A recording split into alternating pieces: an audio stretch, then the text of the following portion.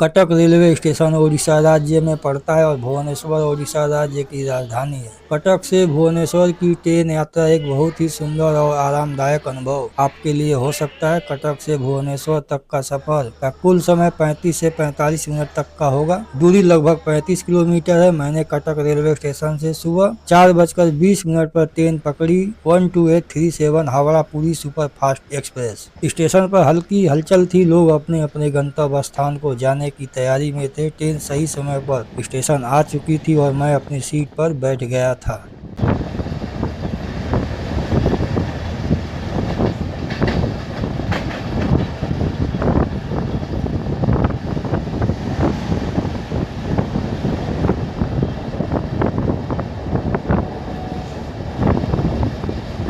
दोस्तों, यह है महानदी। कटक महानदी और कठजोड़ी नदी के संगम स्थल पर बसा हुआ है। शायद इसीलिए कटक को नदी द्वीप नगर भी कहा जाता है। महानदी पर दुनिया का सबसे बड़ा लंबा बांध हीराकुंड बना हुआ है। यह नदी 851 किलोमीटर लंबी है।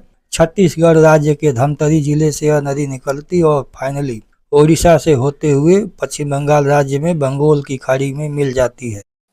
दोस्तों, यह है कठजोड़ी नदी। इसी नदी का संगम आगे महानदी में होता है। एक साइड में महानदी है, दूसरे साइड में कठजोड़ी नदी है। इसी कारण से कटक को नदी द्वीप नगर कहा जाता है।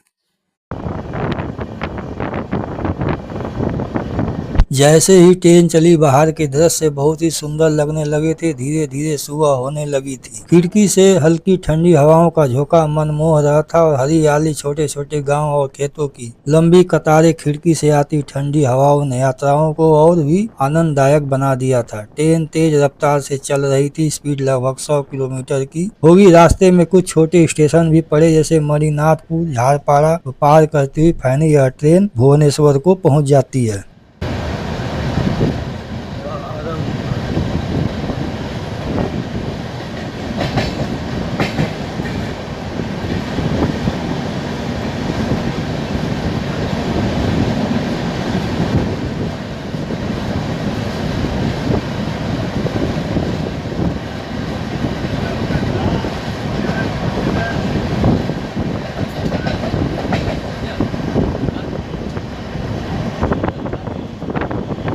भुवनेश्वर ट्रेन अपने सही समय पर पहुंच जाती है। करीब 40 मिनट के सफर करने के बाद भुवनेश्वर हम पहुंच जाते हैं। 12837 Howrah Puri super fast express, जो कि कटक में सुबह 4:20 पर आती है। फाइनली यह ट्रेन भुवनेश्वर 5 बजे के आसपास पहुंच जाती है।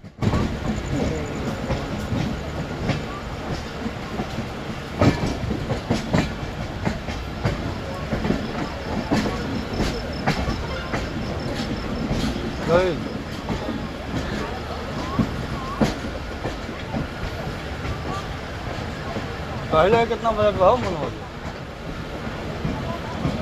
आज जाओ नहीं ऊपर इतना बुला नहीं